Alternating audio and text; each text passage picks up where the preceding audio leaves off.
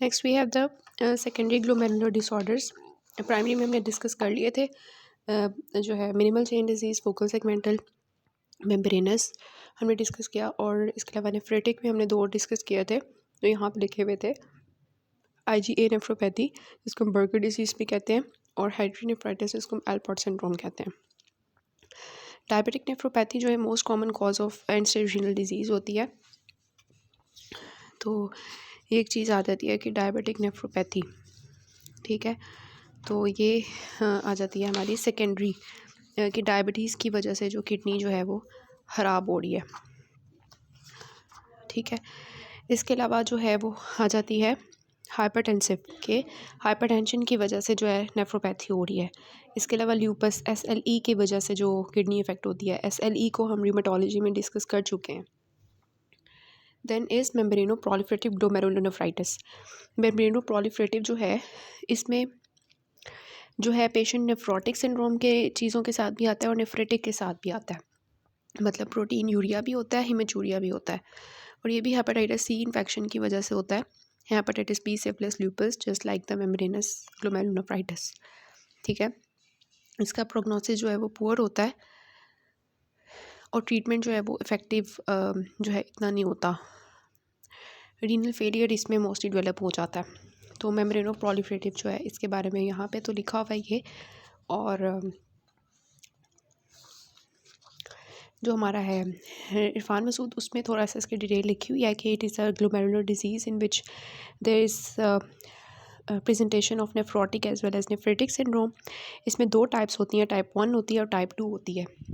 जो टाइप 1 होती है उसमें जो है वो क्लासिक और अल्टरनेटिव कॉम्प्लीमेंट पाथवेज जो है वो एक्टिवेट हो जाते हैं, और मोस्ट कॉमन टाइप जो है वो टाइप 1 है, जिसमें हेपेटाइटिस B, C की एसोसिएशन होती है, क्रायोग्लोबिनीमिया की एसोसिएशन होती है, SLE की एसोसिएशन होती है। और जो टाइप 2 होती है उसमें सिर्फ अल्टरनेटिव कॉम्प्लीमेंट पाथवे एक्टिवेट होता है, उसमें क्लासिक पाथवे एक्टिवेट नहीं होता। और टाइप 2 जो होती है उसको हम डेंस डिपॉजिट डिजीज़ भी कहते हैं, ठीक है।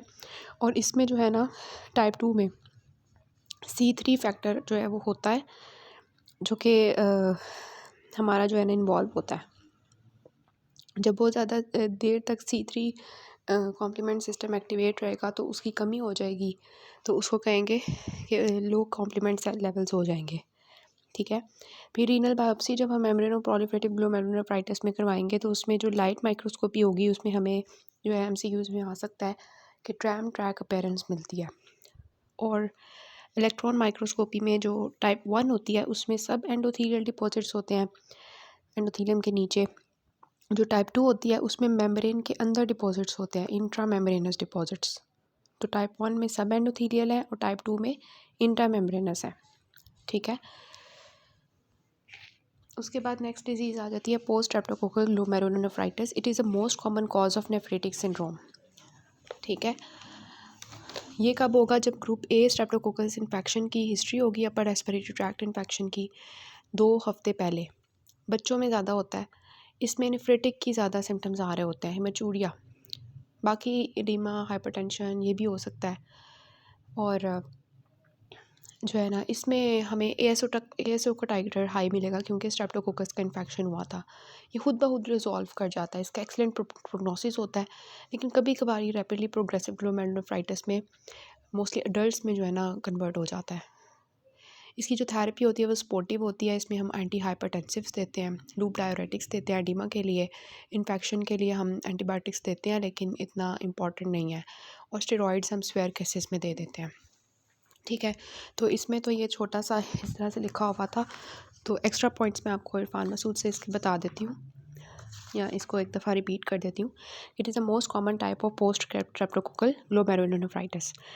तो जो है ना, तो ग्रुप A स्ट्रेप्टोकोकस की इसकी हिस्ट्री होगी 2 हफ्ते के पहले, बच्चों में ज़्यादा कॉमन होगा, सडन ऑनसेट होगा, इसमें फ़ीवर, नोज़िया और लिग्यूरिया का और हीमाचूरिया का, जिसमें आपको याद होना चाहिए कि कोका कोला कलर्ड यूरिन आता है इसमें लैब फाइंडिंग्स में क्या है, ASO टाइटर हाई होते हैं और C3 कॉम्प्लीमेंट कम हो गया होता है।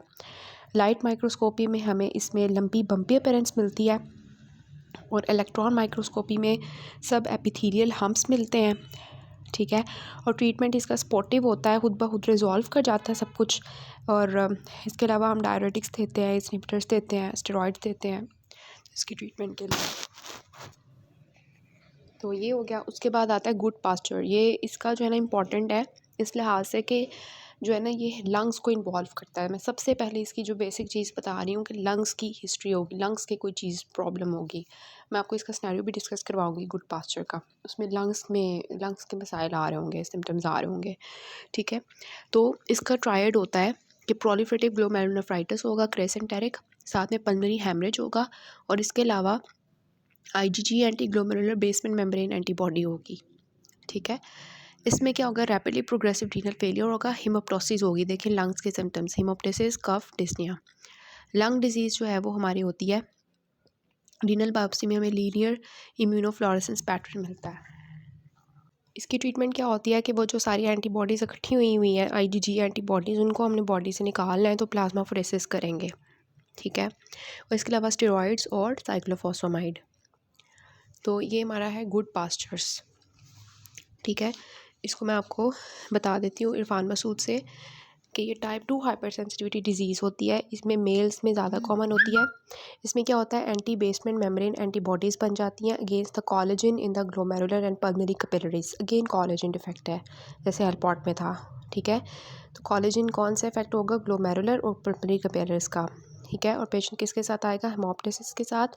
क्लिनिकल फीचर्स में क्या है, haemoptysis, dyspnoea, renal respiratory failure के साथ भी हो सकता है, ठीक है। तो इसकी डायग्नोसिस में हम क्या करेंगे, हम जो है बेस्ट इनिशियल टेस्ट इसका जो होता है वो उसकी एंटीबॉडीज़ होती हैं जो हमने चेक करनी होती है, IgG antibodies. Most accurate test इन सब में जितने भी हैं उसमें क्या है, बायोप्सी, ठीक है। और उसके बाद जो है हेमोप्टाइसिस की वजह से पेशेंट एनीमिक भी हो सकता है, तो हम CBC करवा लेंगे। और जो पल्मोनरी प्रॉब्लम्स हैं उनके लिए हम चेस्ट एक्सरे करवा लेंगे। ट्रीटमेंट इसका क्या होता है, प्लाज्माफेरेसिस जो मैंने आपको बताया, इम्यूनोसप्रेसिव थेरेपी, कॉर्टिकोस्टेरॉइड्स, साइक्लोफॉस्फामाइड, और अल्टीमेटली अगर रीनल फेलियर हो गया तो हम रीनल ट्रांसप्लांटेशन कर देंगे, ठीक हो गया। उसके बाद आ जाती है डिस्प्रोटीनीमियाज। इसमें भी have the amyloidosis and light chain जो है ना हैवी चेन डिजीज़, ठीक है।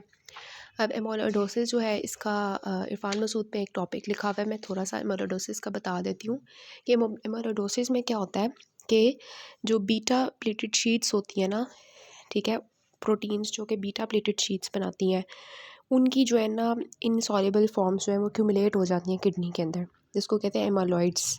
वो एमालॉइड होती है। तो पेशेंट जो है वो मल्टीपल माइलोमा के मोस्टली होते हैं, या कोई जो है क्रोनिक इन्फ्लेमेटरी डिजीज़ के होते हैं, लाइक IBD के, रूमेटॉइड अर्थराइटिस के, TB के। तो इसमें रीनल बायोप्सी में जो है ना हमें क्या मिलता है, एमाइलोडोसिस में नोड्यूलर ग्लोमेरुलोनेक्रोसिस मिलती है, नोड्यूल्स की फॉर्म में। और इलेक्ट्रॉन माइक्रोस्कोपी में हमें एमाइलॉइड के फिब्रिल्स मिलते हैं, जो कि हम स्टेनिंग करते हैं उनके कॉन्गो रेड स्टेन से, तो हमें एप्पल ग्रीन कलर के नज़र आते हैं वो, ठीक है। एमाइलॉइड फाइब्रिल्स जो है हमें एप्पल ग्रीन कलर के नज़र आते हैं। इसका ट्रीटमेंट क्या होता है कि हमने कॉज को ट्रीट करना होता है, और वही है कि हमारी कॉर्टिकोस्टेरॉइड मतलब कि प्रेडनिसोलोन और मेलफेलन, ठीक है। मेलफेलन जो है वो इसमें यूज़ होती है। और मल्टीपल माइलोमा के साथ अगर ये एसोसिएटेड है माइलोडोसिस, तो हम उसके लिए क्या करते हैं, बोन मैरो ट्रांसप्लांटेशन, ठीक है। तो ये हमारा हो गया क्या, जो है ना एमाइलोडोसिस। उसके बाद सिकल सेल नेफ्रोपैथी हो सकती है। वो सिकल सेल डिजीज़ हमने पढ़ी हुई है ना, उसको आपको पता है कि वो सिकल सेल्स जो है वो रीनल आर्टरी को ख़राब कर देंगे, उसकी स्टोसिस हो जाएगी तो फिर किडनी ख़राब होगी। HIV का नेफ्रोपैथी हो सकती है। तो HIV में ये होगा ना कि जो है वो पेशेंट जो है वो उसी के साथ प्रोटीनूरिया एडिमा, हेमेचूरिया के साथ आएगा HIV की वजह से, ठीक है। तो इसको हम उसी से ट्रीट करेंगे, प्रेडनिसोलोन, ACE इनहिबिटर्स और एंटीरेट्रोवायरल थेरेपी।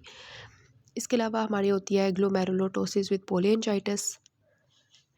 तो ये हमारी सारी डिजीज़ हो गई, जिसमें से हमने नेफ्रोटिक और नेफ्रेटिक भी पढ़ी। नेफ्रोटिक में हमने minimal change disease, membranous glomerulopathy, membrano proliferative, focal segmental diabetes, SLE, amyloidosis. और जो हमारी नेफ्रेटिक है उसमें भी discussed about the post streptococcal IgA nephropathy, Goodpasture syndrome, Alport syndrome और वैगनर ग्रैनुलोमाटोसिस। इसको हम बाद में पढ़ेंगे, वैगनर को, ठीक है। ये सारी हमारी इसमें आती हैं। तो नेफ्रेटिक में जो है ना, हमारी नेफ्रेटिक जो होती है ना, ये सारी हमने डिजीज़ेस पढ़ ली हैं। अब हम इसके यूक्यू डिस्कस करेंगे इसका, लेकिन जो है यूक्यूज़ हम इसके डिस्कस करेंगे अलॉन्ग विद डेविडसन की जो डायग्राम्स वगैरह होंगी वो आपको दिखा दूँगी। लेकिन जो नेफ्रेटिक सिंड्रोम है ना, इसमें हमें जो है वो क्या मिलता है, मतलब इसकी जो कॉजेज़ होती हैं उसमें मैं आपको इसकी क्लासिफिकेशन बता दूं तो वो ये है कि एनका पॉजिटिव होती हैं anti neutrophilic cytoplasmic antibody vasculitis, ठीक है, जो हमने इसमें आपने मॉनिक याद कर सकते हैं, CMW, Churg Strauss syndrome, microscopic polyangiitis and Wegener glomerulosis. इसको मैं थोड़ा सा ब्रीफली आपको दिखा दूँगी, बता दूँगी, ठीक है। Anti glomerular basement membrane disease जिसमें we have the anti GBM disease, Goodpasture syndrome, immune complexes disease, इसमें we have post streptococcal glomerulonephritis, membranoproliferative glomerulonephritis, IgA nephropathy and rapidly progressive glomerulonephritis, और सिस्टेमिक डिजीज़ जिसमें we have SLE, we have the Henoch Schonlein purpura and bacterial endocarditis, ठीक है। So this was about the nephrotic and nephritic syndrome और उनकी classification, उनकी disease से related चीज़ें, जो जनरल चीज़ें हैं वो मैंने आपको बता दी हैं कि बेस्ट इनिशियल टेस्ट इन सबका क्या है, यूरिन एनालिसिस, और renal biopsy is the most accurate test. और बट डिफरेंस उसका हमने टेबल देख लिया, क्लासिफिकेशन हमने देख ली, और ट्रीटमेंट इन सबका जनरल मेजर्स में यही होगा कि we will check for the protein supplementation provide करेंगे, एडिमा के लिए डायरेटिक्स, स्टेटिन्स के लिए हाइपरलिपिडीमिया, सोडियम रिस्ट्रिक्शन, और ये सब कुछ, ठीक है। मैं इसको आपको यूक्यूज़ के साथ इसका ट्रीटमेंट रिवाइज़ कर दूँगी। अदरवाइज़ जो है ये हमारा होता है, इस तरह से हम इसको डील करते हैं। और जो चीज़ें हैं MCQs के लिए, इलेक्ट्रॉन माइक्रोस्कोपी के ऊपर जो चीज़ें हैं वो आपने याद रखनी है। लंबी बम्पी किस में मिलती है, पोस्ट स्ट्रेप्टोकोकल ग्लोमेरुलोनेफ्राइटिस में, ठीक है। इसी तरह अगर मैं पूछूं कि आपसे कि जो है ना लंग्स की इन्वॉल्वमेंट किस में होती है, गुड पास्चर्स में, ठीक है। बास्केट पीफ अपीयरेंस किस में मिलती है, एलपॉट में, ठीक है। और जो है स्पाइक एंड डोम अपीयरेंस किस में मिलती है, मेम्ब्रेनस ग्लोमेरुलोनेफ्राइटिस में। डेंस डिपॉजिट डिसीज़ किसका नाम है, टाइप 2 मेम्ब्रेनोप्रोलिफरेटिव ग्लोमेरुलोनेफ्राइटिस, ठीक है। एप्पल ग्रीन अपीयरेंस किस में मिलती है, माइलॉइड फिब्रिल्स की रीनल एमेलोडोसिस में, ठीक है। तो अब नेक्स्ट पार्ट्स में इसके यूक्यूज़ आपको डिस्कस करवा देती हूँ, और साथ में इसके जो है ना डेविडसन की जो डायग्राम्स अगर मुझे कोई मिलती हैं टेबल्स तो वो हम डिस्कस कर लेंगे, ठीक हो गया। So this is all about nephrotic and nephritic syndrome diseases.